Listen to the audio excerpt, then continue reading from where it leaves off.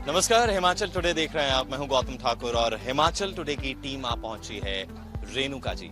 जी हां, सिरमौर की एक विधानसभा की सीट, बहुत ही खास, बहुत ही इंपॉर्टेंट सीट, लेकिन अभी आपको घुमाने के लिए लाए हैं रेणुका जी की जो मेला है, इंटरनेशनल स्तर का जो मेला है, वहां लेकर आए हैं। तो जरा थोड़ा सा आपको दृश्य दिखाते हैं। तो सबसे पहले यहां पर हम आ पहुंचे हैं जो एक घाट है। कहा जाता है कि जैसे गंगा मैया सबके दुख हरते हैं, वैसे ही रेणुका मैया जो है वो सबके दुख हर लेती हैं। अगर आपने कोई मन्नत मांगी है, अगर आप अपने पापों को जो है वो काटना चाहते हैं, तो कहते हैं कि यहाँ पर आप डुबकी लगाएं, स्नान करें, आपकी मनोकामनाएं, मन्नतें, आपके जो शारीरिक कष्ट हैं, वो तमाम चीजें यहाँ पर आकर जो है वो दूर होती हैं। कई मान्यताएं हैं, कई कहा जाए कि विश्वास है, और विश्वास होने भी जरूरी है, क्योंकि कहते हैं कि विश्वास जहाँ है वहीं परमात्मा है। इसीलिए कहा जाता है कि मानो तो भगवान, ना मानो तो पत्थर। तो ये भी एक विश्वास की ही बात है। और यहाँ पर तमाम जो है वो लोग पहुंचते हैं, अलग अलग जगह से पहुंचते हैं। बेसिक आप यहाँ पर देखेंगे तो आपको इस मेले में, इस 5 दिन के मेले में, जो अगर बात करूं, नवंबर में शुरू हुआ, 3 तारीख से शुरू हुआ और 8 तारीख तक चलने वाला है, 8 नवंबर तक ये मेला चलने वाला है। इंटरनेशनल लेवल का ये मेला होता है, दुखों को हरता है, कष्टों को हरता है। आसपास के तमाम गाँव के जो लोग हैं वो यहाँ पर आकर जो है वो माथा टेकते हैं, शीश नवाते हैं, और जो है वो स्नान करके अपने जो है वो दुख काटते हैं। दुकानें आपको सजी हुई यहाँ पर मिलेंगी, दुकानें यहाँ पर आपको सजती हुई नजर आती हैं, और कहीं ना कहीं लोगों की जो है वो मान्यताएं हैं। यहाँ पर पंडित जी भी हैं। नमस्कार पंडित जी, कैसे हैं आप? नमस्कार। बात कर लें थोड़ी सी? ठीक है महाराज। बात कर लें। कैसे हैं आप? तबीयत दुरुस्त? एकदम बढ़िया। अच्छा, क्या मान्यता है यहाँ पर स्नान की, थोड़ा बताइए। आप यहीं पर घाट के पास बैठे हैं, तो क्या मान्यता? मान्यता ये है ना जी, इसकी ये परंपरा जो है बहुत पुरानी परंपरा है। ये सदियों की बात है। ये कब की बात है? सदियों की बात है। ये बहुत पुरानी परंपरा है। ये झील जो है ये ऐसे नहीं है वो लोग बना के किए है। ये कुदरत की खेल है। अच्छा। कुदरत से ये झील बड़ी है। माँ रेणुका जी भगवान परशुराम जी ऊपर जम्मू मंदिर में रहते हैं, पिता जगदीश जी ऊपर धूणे पे रहते हैं। तो ये बहुत पुरानी क्या कहानी, क्या है इसके पीछे?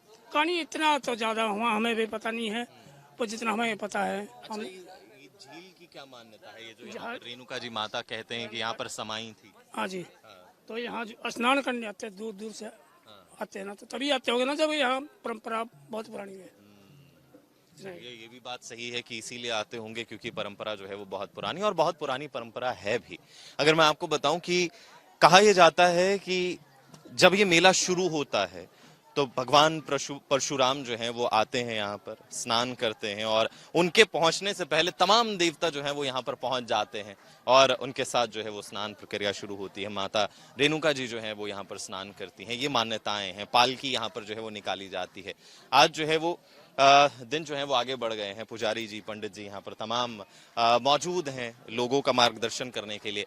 लेकिन कहानी जो अस्तित्व में है, मेजर जो कहानी इसकी है, वो भी जानने की कोशिश करेंगे। तो आपको अब ले चलते हैं रेणुका जी मंदिर के पुजारी के पास, और उनसे जानते हैं अस्तित्व में कहानी क्या है, क्या रेणुका जी मंदिर की कहानी है, और परशुराम भगवान के साथ ऐसा क्या हुआ, माता रेणुका जी के साथ ऐसा क्या हुआ कि इतनी मान्यताएं यहाँ की हैं। वो कहानी जो आपने कहीं ना कहीं किसी रामलीला में, किसी किताब में या कहीं सुनी होंगी, वो कहानी आखिर है क्या?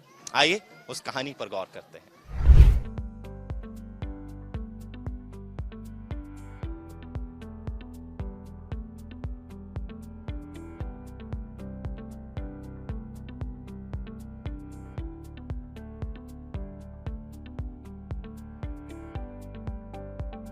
तो हमने कहा था पुजारी जी से आपको मिलवाएंगे, तो हमारे साथ मुख्य पुजारी जी रमेश जी हैं, जो पूरा कार्यभार संभाल रहे हैं इस मंदिर का, इस खूबसूरत मंदिर का। मेरे पीछे आप व्यू भी देख रहे हैं।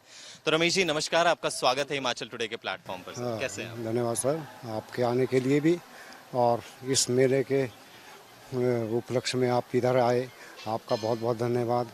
लोगों में इस तीर्थ का प्रचार हो, उसका भी आपका बहुत बहुत धन्यवाद। विश्व स्तरीय मेला कहा जाता है, अंतर्राष्ट्रीय स्तर का एक मेला है। यहाँ पर बहुत दूर दूर से लोग दर्शन के लिए, माता रेणुका जी, भगवान परशुराम जी के दर्शन के लिए आते हैं, और वर्ष में अपनी अपनी मन्नतों को लेकर आते हैं, और अच्छे से मेला करते हैं। बहुत दूर दूर बाहर देश से भी इधर मेले के लिए लोग आते हैं।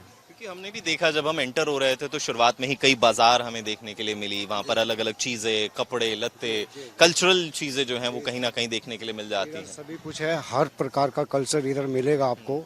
इधर गरीबी भी है, अमीरी भी है, सब कुछ मिलेगा। लेकिन जो मेला है, मेला जो लगता है ये गरीबों के हक में है। कैसे?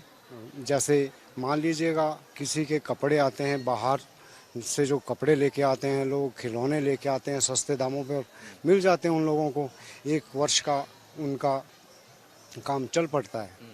तो इसलिए ये मेला बहुत फेमस है, यहाँ से बहुत लोग आते हैं और पहाड़ के लोग यहाँ से सामान लेके जाते हैं। सर, एक पौराणिक, हर जगह की, हर किसी भी तीर्थ स्थल की कोई ना कोई पौराणिक गाथा जरूर उससे जुड़ी होती है, कहानी जरूर जुड़ी होती है, जो लोगों तक मुझे लगता है कि पहुंचना बहुत जरूरी है। क्योंकि हम तीर्थ स्थलों में तो जाते हैं लेकिन हमें नहीं पता होता कि उसके पीछे की कहानी क्या है। तो इस मंदिर की, इस जगह की, रेणुका जी की क्या कहानी है, थोड़ा विस्तार से बताइए। मैं बताना चाहूँगा, वैसे तो सभी को मालूम ही है कि महर्षि जमदग्नि जी और माता रेणुका जी के ये कई कल्पों से तपोवन भूमि रही है। और श्री रेणुका जी से जहाँ ये लेक बनी हुई है, श्री रेणुका जी लेक, यहाँ से 8 किलोमीटर दूर जम्मू कोटेक नामक स्थान है, जहाँ से पहली पालकी, जो मेले में जो पहली पालकी होती है वो वहीं से ही आती है। वहाँ पर इनका आश्रम हुआ करता था, महर्षि पर भगवान परशुराम जी का, महर्षि जमदग्नि जी, माता रेणुका जी, और ये 5 पुत्र थे भगवान परशुराम जी, सब उस आश्रम में रहते थे। भगवान परशुराम जी उन दिनों भी और आज भी महेंद्र पर्वत पर रहते हैं। ये उड़ीसा में गंजाम डिस्ट्रिक्ट में है।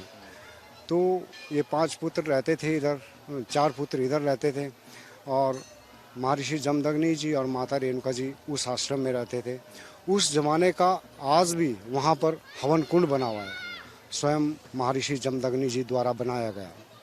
तो वह भृगु आश्रम नाम से इनका आश्रम जाना जाता था, और वहाँ से माता रेणुका जी जल भरने के लिए यहाँ लेक पे आया करते थे, जहाँ आज ये लेक बनी हुई है। लेकिन उस ज़माने में लेक नहीं थी, एक छोटा चश्मे के रूप में एक कूप बना हुआ था। उस कूप से जल भरकर आश्रम ले जाते थे, गठरी में बांधकर माता रेणुका जी। तो रेणुका और बेनुका 2 बहनें थीं। जो बेनुका जी के पति थे वो सहस्र बाहु थे, बहुत अत्याचारी और एक राक्षस वृत्ति के राजा हुए। तो जो सहस्र बाहु थे वो हर समय माता रेणुका जी और भगवान परशुराम जी, महर्षि जमदग्नि जी को नीचा दिखाना चाहते थे, क्योंकि शास्त्र विद्या में भगवान परशुराम जी उनसे कहीं आगे पहुंच चुके थे, इसलिए उनको नीचा दिखाना चाहते थे। तो एक दिन माता रेणुका जी और महर्षि जमदग्नि जी ने एक यज्ञ किया। उस यज्ञ के लिए जल भरने के लिए माता रेणुका जी को इधर चश्मे पर भेजा गया, उस चश्मे पर जहाँ आज ये लेक बनी हुई है, लेकिन उस ज़माने में लेक नहीं थी। तो चश्मे पर भेजा गया, तो वापस जाते समय उनको किसी कारणवश लेट हो गई। जैसे लेट हुई तो महर्षि जमदग्नि जी बहुत क्रोधित हो गए कि आप इतनी देर तक थी कहाँ। उन्होंने काफ़ी उत्तर दिए, लेकिन उनके दिल को संतुष्टि नहीं हुई। जब संतुष्टि नहीं हुई तो भगवान परशुराम जी, जो 5 पुत्र थे, इनको सबको आश्रम बुला लिया गया कि फ़ौरन जल्दी से जल्दी आश्रम पहुँचो। तो भगवान परशुराम जी तो तपस्या में लीन रह गए महेंद्र पर्वत पर, और जो इनके अलावा 4 थे वो इनसे पहले आए और कहने लगे कि पिताश्री हमारे लायक क्या सेवा है, हम आपकी क्या आज्ञा का पालन करें। तो उन चारों से कहा गया कि बेटा अपनी माता का सर वध करो, यानी कि सर कुकाड़ दो। उन चारों ने मना कर दिया कि पिताश्री हमारे से ऐसा काम नहीं होता। बाद में भगवान परशुराम जी को पता चलता है कि मेरे पिताश्री ने मुझे आश्रम बुलाया है। आते हैं और अपने पिताश्री से कहते हैं कि पिताश्री मेरे लायक क्या सेवा है, मैं आपकी क्या आज्ञा का पालन करूं। तो उनसे भी यही कहा गया, ये पितृभक्त थे, पिता की हर आज्ञा का पालन किया करते थे। जैसे ही इनको आज्ञा मिली, उन्होंने अपना परशु उठाया जो इनको शिव ने दिया था। पहले इनका नाम आत्माराम था, और जब से इनको शिव द्वारा परशु मिला, उस परशु मिलने से इनका नाम परशुधर पड़ा, और उसी परशु से पिता के कहने पर इन्होंने अपनी माता का सरवध कर दिया। जब सरवध कर दिया तो महर्षि जमदग्नि जी बहुत खुश हुए कि कहिए बेटा, मैं इसके बदले में आपको क्या वरदान दूँ, क्या चाहिए। तो भगवान परशुराम जी का कहना था कि पिताश्री मेरे पास सभी कुछ है, मुझे किसी चीज़ की कमी नहीं है, मुझे देना है तो पहला वरदान मेरी माता का सर लगा के दीजिएगा, ताकि संसार में कोई भी प्राणी माँ का हत्यारा कहकर ना कोई मुझे पुकारे। तो महर्षि जमदग्नि जी को वैसे ही करना पड़ा। उन्होंने जल का छींटा मारा और माता जी को पुनर्जीवित कर दिया। जब जीवित हुए माता रेणुका जी, तो भगवान परशुराम जी ने अपने लिए अजर अमर का वरदान मांगा, अजर कभी वृद्ध नहीं होने, पिताजी से या माताजी से? पिताश्री से, अपने पिताश्री से अजर अमर का वरदान मांगा कि पिताश्री यदि आप मुझे देना चाहते हो तो मुझे अजर अमर का वरदान दीजिएगा। अजर कभी वृद्ध नहीं होने वाला शरीर, अमर जो कभी त्यागा नहीं जाता शरीर, ये दोनों शरीर महर्षि जमदग्नि जी द्वारा प्राप्त हुए भगवान परशुराम जी को। बाद में दोनों से आशीर्वाद लेते हैं, माता से भी पिता से भी, और अपने वापस महेंद्र पर्वत चले जाते हैं। काफ़ी समय बीत चुका होता है, एक बार से इनको फिर से यज्ञ करना पड़ा। वो यज्ञ इसलिए करना पड़ा कि जो सहस्र बाहु थे वो हर समय इनको नीचा दिखाना चाहते थे। तो एक दिन घूमते फिरते माता रेणुका जी को मिले और कहने लगे कि रेणुका जी हमें आप भोजन पर कब बुलाओगे, लेकिन मैं अकेला नहीं हूँ, मेरे साथ सेना भी बहुत है, उनको भोजन देना। सहस्त्र बाहु कहते हैं। सहस्र बाहु। तो माता रेणुका जी कहती हैं कि महाराज मैं ऋषि जी से बात करूँगी आश्रम में जाकर, शायद आपको अवश्य भोजन पर बुला लें। तो माता रेणुका जी आश्रम में जाती है और महर्षि जमदग्नि जी से कहती हैं कि आज मुझे जीजा श्री मिले थे और कह रहे थे कि हमें आप भोजन पर कब बुलाओगे, लेकिन मैं अकेला नहीं हूँ, मेरे साथ सेना भी बहुत है, उनको भी भोजन देना पड़ेगा। तो वो साधु संत लोग थे, उनको सहस्त्रबाहु को पता था ये साधु संत लोग हैं, इतनी धन सामग्री की व्यवस्था कहाँ से इकट्ठी कर पाएंगे जो मुझे और मेरी सेना सहित ये भोजन दे सकेंगे। तो माता रेणुका जी आश्रम में जाती है और महर्षि जमदग्नि जी से कहती हैं कि आज मुझे जीजा श्री मिले थे और कह रहे थे कि हमें आप भोजन पर कब बुलाओगे, लेकिन वो अकेले नहीं हैं, उनके साथ सेना भी बहुत है। तो महर्षि जमदग्नि जी बहुत चिंता में पड़ जाते हैं, कितनी धन सामग्री मैं कहाँ से इकट्ठी कर पाऊँगा जो राजा की सेना सहित ये भोजन दे सकूँगा। तो वो कुबेर भगवान की तपस्या करते हैं, तो तपस्या के बदले में उनको कामधेनु गाय और एक अक्षय पात्र, ये दोनों चीज़ें प्राप्त होती है। जब ये दोनों चीज़ें महर्षि जमदग्नि जी को प्राप्त हो जाती है तो महर्षि जमदग्नि जी सहस्त्रबाहु को सहस्त्रबाहु की सेना सहित निमंत्रण कर देते हैं कि आप सेना सहित भोजन पर आएँ। जब वो राजा भोजन पर आते हैं, आश्रम की व्यवस्था को देखकर बड़ा दंग रह जाते हैं, हैरान हो जाते हैं कि इतनी धन सामग्री की व्यवस्था यदि एक राजा होते हुए मुझे इकट्ठी करनी पड़ती तो शायद मैं नहीं कर पाता, क्योंकि हर सैनिक को एक सोने की थाली में खाना परोसा गया था, हज़ारों किस्म के पकवान पके हुए थे। तो जिस समय तक वो राजा अपने महल वापस लौटने की तैयारी करते हैं, उस समय तक एक नाई उस कामधेनु गाय की पोल खोल देते हैं कि सब कामधेनु गाय का परिणाम है, इसी की वजह से आश्रम में व्यवस्था हुई है। वो जाते समय उस कामधेनु गाय की याचना करने लग जाते हैं, उसको मांगने लग जाते हैं कि कामधेनु गाय हमें दे दो। तो इस चीज़ के पीछे इन दोनों साधु भाई के बीच में युद्ध होता है। उस युद्ध में महर्षि जमदग्नि जी का वध हो जाता है, वो मारे जाते हैं। बाद में माता जी का पीछा करते हैं मारने के लिए, तो माता रेणुका जी जिस कूप से जल भर कर ले जाते थे उसी कूप में आकर वो जल समाधि ले लेती हैं, जिसकी आज ये लेक बनी हुई है। वैसे भी आदमी की बॉडी की शेप की बनी हुई लेक जो है ये, यदि आप परिक्रमा रोड पे जाएंगे काफ़ी कुछ पता चलेगा आपको कि सर है, ये बाजू का ऐसा ऐसे सब बना हुआ है इसमें। तो फिर भगवान परशुराम, और जो बहता हुआ जल आ रहा है ये माता के चरण हैं, ये जो बहता हुआ जल आ रहा है ये माता के चरण हैं। तो फिर भगवान परशुराम जी की महेंद्र पर्वत पर तपस्या भंग हो जाती है कि आज माता श्री भी नहीं रहे और पिता श्री भी नहीं, अपनी तपस्या को छोड़ कर आते हैं और अपनी माता के चरणों में रोते हैं, गिड़गिड़ाते हैं कि माता श्री आप तो समा गई, मुझे भी कुछ बताओ कि मेरे पिताश्री ने अंतिम समय में आपसे कुछ कहा तो नहीं। तो इनके रोने गिड़गिड़ाने से झील से माता जी को एक बार से फिर से बाहर आना पड़ा। कहते कि बेटा अंतिम समय में कुछ नहीं कह पाए, क्योंकि उनका जो सर था वो धड़ से अलग हो चुका था, इसलिए मुख से वो कुछ नहीं कह पाए। लेकिन 21 बार उन्होंने अपनी छाती को जरूर पीटा है। तो उसका मतलब भगवान परशुराम जी समझ चुके थे कि मुझे इस पृथ्वी से ऐसे क्षत्रियों का 21 बार विनाश करना पड़ेगा जो दुष्ट, अत्याचारी और एक राक्षस वृत्ति के हैं। उनमें सभी नहीं थे, उनमें वही थे जो राक्षस वृत्ति के थे। समग्र भूमि को ऐसे क्षत्रियों से विहीन किया, समग्र भूमि को लिया और लेकर कश्यप ऋषि जी को दान कर दिया, अपने पास कुछ नहीं रखा।